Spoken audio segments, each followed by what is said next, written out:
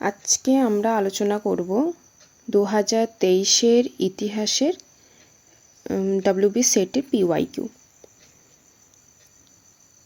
তো আমরা বেশি কোনো রকম ব্রড আলোচনায় যাব না, একদম টু দি পয়েন্ট, যে শুধু উত্তরগুলো আজকে আলোচনা করা হবে।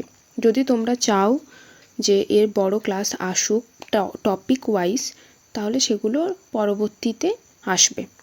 চলো তাহলে দেরি না করে আমরা একদম সরাসরি কোশ্চেনের দিকে যাই।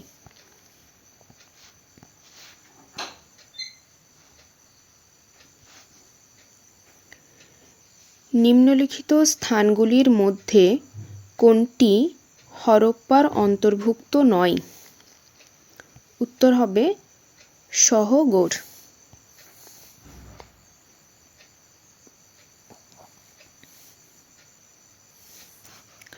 সহগড় মৌর্য সাম্রাজ্যের সাথে যুক্ত। চন্দ্রগুপ্ত মৌর্যের সময় আমরা দেখেছি যে সহগড় তাম্রলেখ, যেটা সেখান থেকে দুর্ভিক্ষের যে ত্রাণ দেওয়া হতো সে সম্পর্কে আমরা জানতে পারি। আর বাকিগুলো হচ্ছে হরপ্পার অন্তর্ভুক্ত বা হরপ্পার স্থান। কলহনের রাজতরঙ্গিনী রচনা শেষ হয়েছিল 1150-এ। শুরু হয় 1149, শেষ হয় 1150। কলহনের রাজতরঙ্গিনী থেকে আমরা কি জানতে পারি না, কাশ্মীরের ইতিহাস জানতে পারি। ষষ্ঠ শতাব্দী থেকে যে লিপিতে ব্রাহ্মী লিপির বিবর্তন শুরু হয় তা হল সিদ্ধিমাতৃক লিপি অথবা কুটিলা লিপি। অন্ধ্র অঞ্চলে রাজাদের স্মৃতিফলক এবং মালাগুলিকে বলা হয় ছায়াস্তম্ভ। 5 নম্বর, নিম্নলিখিত মুদ্রাগুলির মধ্যে কোনটি প্রাচীন ভারতের মুদ্রা নয়? উত্তর হবে রক্তিক।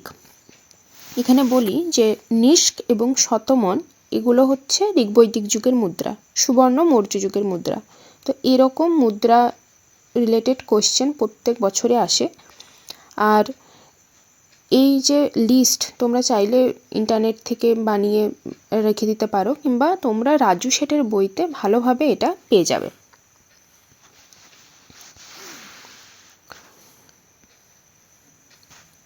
নিম্নে বর্ণিত কোন উপনিষদে ঘোড়ার দেহের বিভিন্ন অংশকে মহাবিশ্বের সঙ্গে তুলনা করা হয়েছে?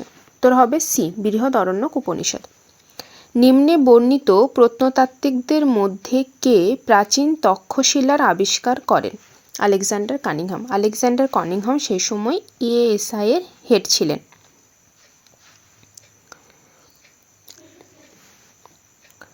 এটা মোটামুটি তক্ষশিলা 19 শতকে, মানে 1854 কাছাকাছি তোমার আবিষ্কার করা হয়েছিল।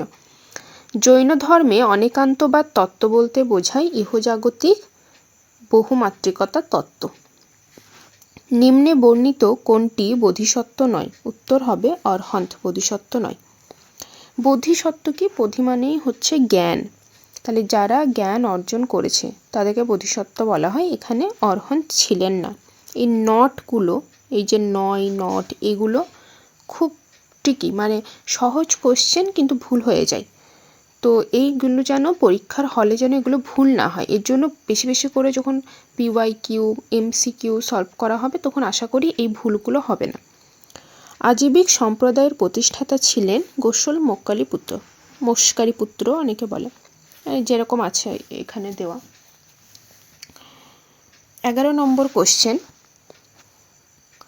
চতুর্বর্ণের প্রথম উল্লেখ পাওয়া যায় যে সূত্রে তা হল পুরুষ সূক্ত। আর চতুরাশ্রমের যেটা চতুর্বর্ণ কোনটা? ব্রাহ্মণ, ক্ষত্রিয়, বৈশ্য, শূদ্র।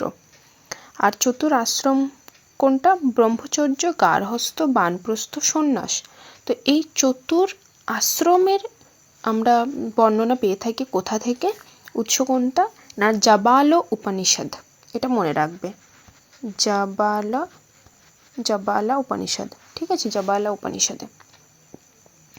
নিম্নে বর্ণিত কোন প্রাচীন ভারতীয় গ্রন্থে সন্ন্যাসিনীদের উল্লেখ পাওয়া যায়? উত্তর হবে কি? বিনয় পিটকে। বিনয় পিটক থেকে আমরা সন্ন্যাসিনীদের সম্পর্কে জানতে পারি। তাহলে আমরা 3টে পিটক জানি, সূত্র পিটক, বিনয় পিটক, অভিধম্ম পিটক। সংযুক্ত নিকায় আসছে, এটা মানে একটা পিটকেরই আবার অংশ। সুত্ত পিটকে আমরা বৌদ্ধ ধর্মের বাণী মানে গৌতম বুদ্ধের নিজস্ব বাণী সেটা আমরা পেয়ে থাকি। বিনয় পিটকে সন্ন্যাসিনীদের তাদের নিয়ম কানুন রুলস রেগুলেশন কীভাবে তাদের চলতে হবে সেই সমস্ত একদম ডিটেলসে আমরা পেয়ে থাকি। আর অভিধম্ম পিটক হচ্ছে কি না দর্শন মানে ফিলসফি সম্পর্কে আমরা পাই। ঋগ্বেদের ভাষা নিম্নোক্ত যে গ্রন্থের খুব কাছাকাছি তা হলো জেন্দ আবেস্তা।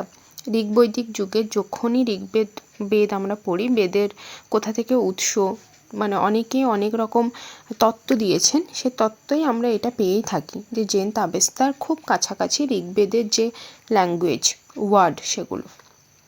গিল্ডের প্রধানকে কি বলা হয়? জেথক। গিল্ড থেকে প্রত্যেক বছরে না হলেও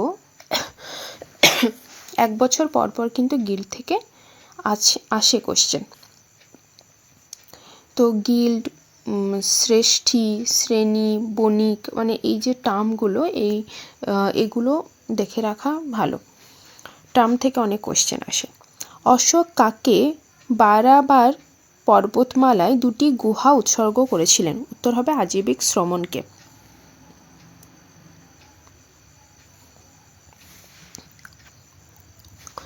সঙ্গম যুগের গ্রন্থ তোলকাপিয়ামের বিষয়বস্তু ব্যাকরণ। তোমরা জানো যে তোলকাপিয়াম লিখেছিলেন কে? তোলকাপিয়ার।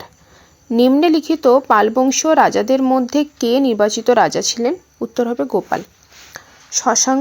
শশাঙ্ক মারা যাওয়ার পরে একটা ম্যাথশোনাই শুরু হচ্ছে। ম্যাথশোনাই মানে কি? যেমন ছোট মাছকে বড় মাছরা গিলে ফেলে, সেরকম একটা অরাজক পরিস্থিতি সমাজে তৈরি হচ্ছে। সেই সময় 750 খ্রিস্টাব্দে জনগণের দ্বারা নির্বাচিত হয়ে গোপাল সিংহাসনে বসছেন, তাই তাকে নির্বাচিত রাজা বলা হয়। কবে? 750 খ্রিস্টাব্দে। বিন্দুসার কাককে শুষ্ক মিষ্টি ডুমুর ও সফিস্ট পাঠানোর জন্য অনুরোধ করেছিলেন? উত্তর হবে প্রথম অ্যান্টিওকাস। বিন্দুসারের সময় অনেকে এসেছিলেন, ডাইমেসিয়াস, ডেইমিকাস। তো এগুলো একটু মনে রাখতে হবে যে টলেমির কে দূত ছিলেন, ডাইনোসিয়াস কার ছিলেন, এগুলো একটু দেখে রাখতে হবে। সেলুকাস নিকটর, সবাই তোমরা জানো যে সেলুকাস নিকটরের দূত ছিলেন কে? মেগাস্থিনিস। তিনি চন্দ্রগুপ্তর সময় এসেছিলেন। সেলুকাস নিকটরদের সঙ্গে মেগাস্থিনিস রিলেটেড। নিম্নে বর্ণিত কোন তত্ত্বটি তর্কশাস্ত্র এবং দার্শনিক জ্ঞানের ভিত্তিতে গড়ে ওঠে? উত্তর হবে কি? সাংখ্য। নিম্নলিখিত কোন গ্রন্থে প্রথম স্ত্রীধন সম্পর্কে উল্লেখ পাওয়া যায়? কৌটিল্যের অর্থশাস্ত্র।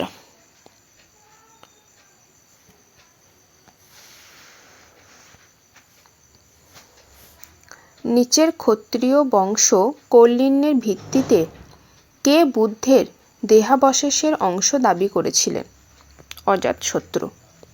নিম্নে বর্ণিত কোন রাজা বাতাপি কোন্ড বা বাতাপির বিজেতা হিসাবে ভূষিত হয়েছিলেন? উত্তর হবে কি? নরসিংহ বর্মন। দাক্ষিণাত্যের ওপর পরোক্ষ কর্তৃত্ব প্রতিষ্ঠার জন্য কে গ্রহণ পরমোক্ষ নীতি অনুসরণ করে? সোজা কোশ্চেন, সমুদ্রগুপ্ত। যে পাল রাজা সুমত্রার বালপুত্র দেবকে অনুসরণ করে নালন্দা মঠে 5টি গ্রাম দান করেছিলেন তিনি হলেন কে? দেবপাল। এই পাল থেকেও মোটামুটি একটা কোশ্চেন প্রত্যেক বছর সেটে থাকে। যেমন এখানে একটা দেখলে গোপাল, এরপরে আসছে দেবপাল। ধর্মপাল উল্লেখযোগ্য রাজা ছিলেন, তো ধর্মপালটাকেও খুব ভালোভাবে পড়ে রাখা উচিত। বৈদিক যুগে রাজার পরেই যিনি গুরুত্বপূর্ণ পদের অধিকারী ছিলেন তিনি কে? পুরোহিত।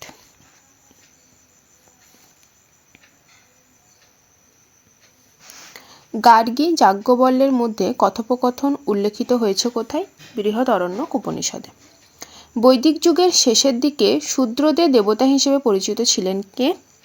পুষণ। কে মনুস্মৃতির উপরে একটি ভাষ্য লেখেন? মেধাতিথি। আলেকজান্ডার কোন বছরে সিন্ধু নদ অতিক্রম করেছিলেন? উত্তর হবে 326। খুব কনফিউশন হয় 326 না 327।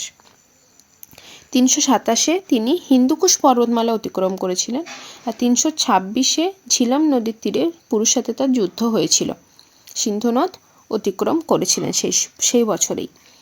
নিম্নে বর্ণিত কোন গ্রন্থে শুঙ্গরাজের প্রেম কাহিনী উল্লেখিত আছে? মালবিকাগ্নিমিত্রম। অগ্নিমিত্র এবং মালবিকা তাদের প্রেম কাহিনী বর্ণিত আছে কোথায়? এই মালবিকাগ্নি মিত্রম গ্রন্থে।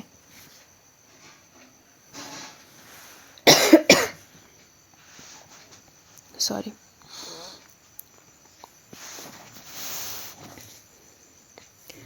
মোঘল চিত্রশিল্পী মনসুরকে নাদিরুল আসর বা যুগের বিশেষ নক্ষত্র উপাধি দিয়েছিলেন কে?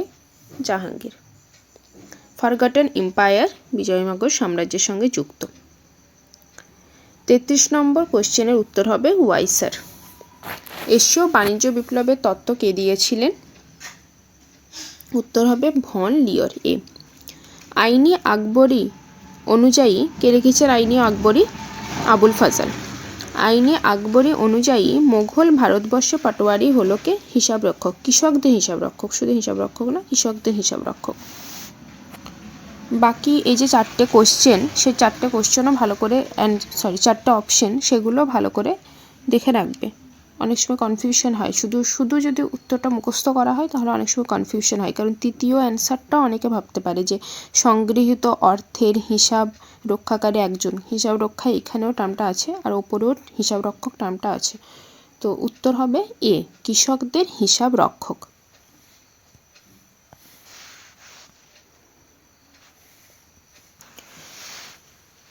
জলচক্রের প্রথম ব্যাখ্যা দিয়েছিলেন, যেটাকে পারস্যের চক্র বলা হয়, তা হলো বাবর। বার্নিয়ের মতে জায়গির হস্তান্তর ব্যবস্থার প্রয়োজন। কেন প্রয়োজন ছিল বার্নিয়ারের মতে জায়গির হস্তান্তর করা? না, উত্তর হবে বি, কৃষি ব্যবস্থাকে রক্ষা করার জন্য। 38-এর উত্তর হবে এ, 100 মিলিয়ন। সেই সময় আকবর যখন মারা যায়, তো মোরল্যান্ড বলছেন যে জনসংখ্যা কত ছিল সেই সময়, তো 100 মিলিয়ন। যে মুঘল সম্রাট স্বামী নারায়ণ সিংহের শিষ্যত্ব নিয়েছিলেন তিনি কে? মোহাম্মদ শাহ। 40 নম্বর কোশ্চেন, কোন ঐতিহাসিক ইতিহাস ও ইলম ই হাদিসকে একই কালের জাতক বলে মনে করতেন? উত্তর হবে জিয়াউদ্দিন বার্নি। জিয়াউদ্দিন বার্নির লেখা বইয়ের নাম কি? তারিকি ফিরোজ শাহী।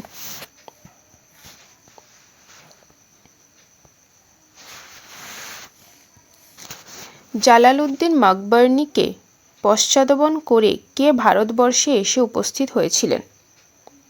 উত্তর হবে চেঙ্গিস খাঁ। কবে? 1221 খ্রিস্টাব্দে। কোন ঐতিহাসিক ফিরদৌসের অনুসরণে নিজের গ্রন্থ লিখেছিলেন বলে দাবি করেন? এর উত্তর হচ্ছে ইসামি।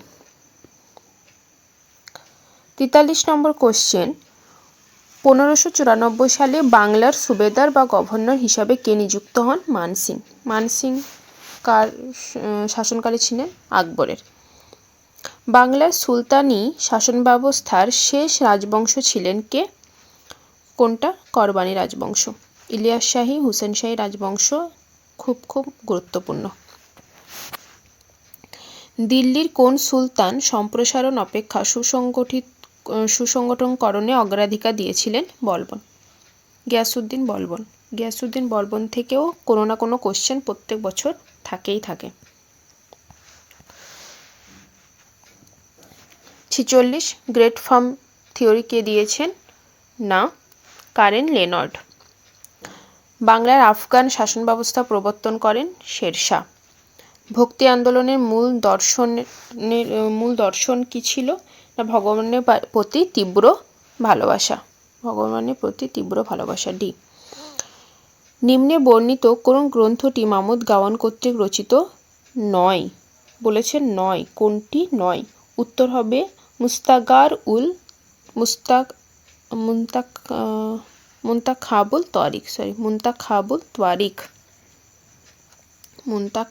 তোয়ারিখ। তাহলে এই 3টে কে লিখেছেন সেটাকে আমাদেরকে একটু জেনে রাখতে হবে। কোন নদী বিজয়নগর ও বাহমানি সাম্রাজ্যের মধ্যে প্রাকৃতিক সীমারেখা তৈরি করেছিল? উত্তর হবে কৃষ্ণা নদী। আমরা যদি দেখি বিজয়নগর সাম্রাজ্য একদম সাউথে, তাই না? সাউথের দিকে এই দিকে বিজয়নগর সাম্রাজ্য, এই পোর্শনটা। এটা হচ্ছে বিজয়নগর সাম্রাজ্য। তো এই বিজয়নগর সাম্রাজ্যের একদিকে চলে যাচ্ছে কৃষ্ণা নদী, এইভাবে চলে যাচ্ছে কৃষ্ণা নদী, আর এইভাবে চলে যাচ্ছে তুঙ্গভদ্রা নদী। তো এই মাঝখানের যে দোয়াব, সেই দোয়াবটাকে আমরা কি বলতে পারি? এই দোয়াবটাকে আমরা বলতে পারি রায়চুর দোয়াব। এখান থেকে অনেক কোশ্চেন আসে। এটা রায়চুর দোয়াব, রায়চুর, রায়চুর দোয়াব।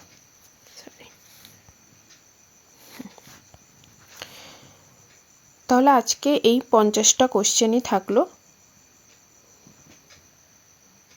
নেক্সট ভিডিওতে আমরা বাকি আরও 50টা কোশ্চেন নিয়ে আলোচনা করব।